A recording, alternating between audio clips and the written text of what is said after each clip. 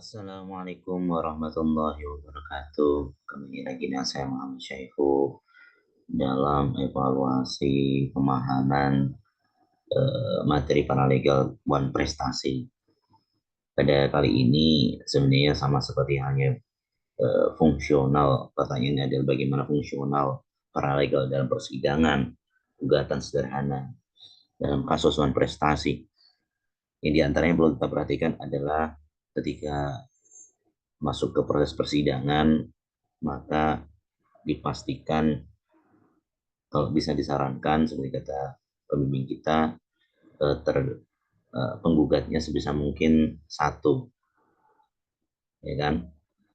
Karena ada motif tafsir jika lebih dari satu dan ketentuan kepentingan hukum yang sama ini motif tafsir karena penentuan kepentingan hukum yang sama ini bukan hak prerogatifnya pada kita sebagai penggugat, atau akan tetapi berada pada prerogatif hakim, ya kan?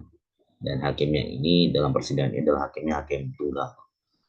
Otomatis kita juga perlu pastikan bahwa dalam pengajuan gugatan sidang bawaan prestasi ini kurang dari 500 juta nilai gugatannya. Dan juga kita perlu lihat bahwa memang perkara ini tidak masuk dalam perkara khusus seperti hanya pilot, kepailitan, perkara peradilan hubungan industrial, ataupun perkara perpajakan, perlindungan konsumen maupun sengketa tanah. Lalu yang perlu kita perhatikan juga adalah kita mengetahui alamat daripada tergugat. Sebisa mungkin satu daerah itu diketahui alamatnya. Kalau misal di luar daerah bagaimana? Maka kita bisa meng-hire lawyer dengan menggunakan surat kuasa hukum insidentil sesuai dengan wilayah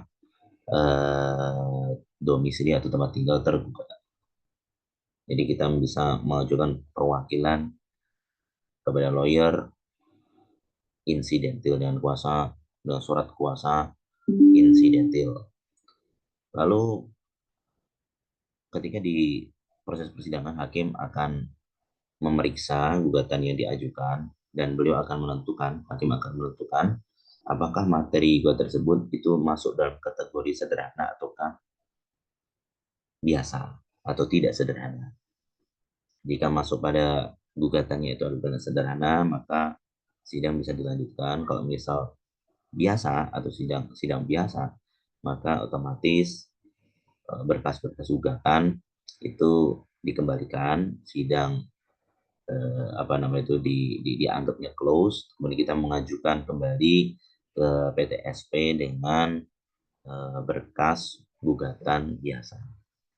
Lalu bagaimana dalam proses jalannya persidangan tersebut? Jika ini semisal ini ada gugatan sederhana, yaitu kita persiapkan dalam hal ini fungsional sebagai paralegal ya.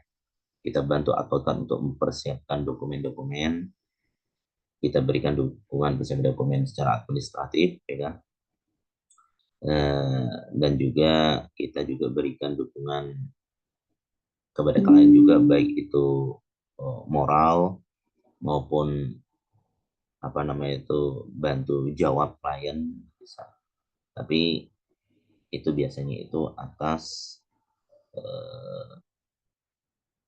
tapi biasanya itu dilakukan oleh advokat. Jadi kita bantu secara persiapan dokumen. Lalu jika memang semua hal itu sudah dipersiapkan, nanti ada juga yang namanya itu sidang perdamaian. Nah, dalam sidang perdamaian ini mediator yang ditunjuk itu tidak harus dari majelis hakim, tapi bisa juga dari diri kita sendiri. Disebutnya itu adalah mediator non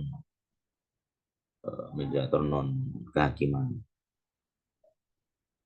yang kalau misal penunjukan kita namanya mediator swasta. Nah, dalam hal ini kita mencoba membantu para advokat untuk mempersiapkan berbagai hal-hal. Apa fungsional paralegal dan persidangan tersebut untuk membantu advokat? Di antara sama seperti halnya beberapa pembahasan sebelumnya, yaitu kita melakukan pencatatan informasi, baik itu arahan hakim maupun permintaan informasi tambahan dari pihak lawan. Lalu sebelum masuk ke persidangan, kita bantu advokat untuk meriset atau meneliti dokumen. Lalu kita coba cek identifikasi informasi yang dibutuhkan dalam pengadilan yang kira-kira dibutuhkan oleh hakim di pengadilan maupun dari pihak lawan. Lalu kita melakukan diskusi strategi, baik itu dengan klien dan advokat, sesuaikan dengan peran dan tanggung jawab karena satu tim. Lalu dokumen-dokumen pendukung dipersiapkan seperti surat-surat kwitansi, tanda terima, petisi, dan semua bukti-bukti yang diperlukan, yang semuanya nantinya itu sudah dileges atau dimaterai 10.000 di kantor pos. Lalu kita juga perlu memprediksi atau persiapan beberapa daftar pertanyaan yang mungkin akan diajukan oleh majelis hakim, oleh hakim maupun dari pihak lawan. Nah, dalam hal ini ada di dalam persidangan itu, ketika proses itu sudah jalan, persidangan dilakukan, maka akan terjadi apa namanya itu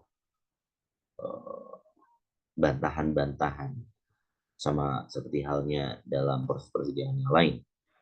Nah, ini kita perlu persiapkan dokumen-dokumen secara lebih kuat, yaitu diurutkan dengan rapi, kemudian dokumen dileges, lalu kita juga perlu persiapkan daftar-daftar saksi, baru kemudian kita melakukan observasi juga dalam proses persidangan tersebut, yaitu kita melakukan observasi reaksi dan dinamika dalam persidangan, baik itu yang terjadi terutama dalam sidang pembuktian antara hakim, saksi, dan pihak lawan.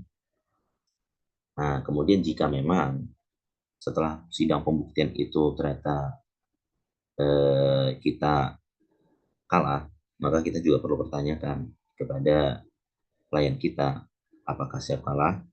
Kalau misalnya tidak siap kalah, maka eh, lajukan banding.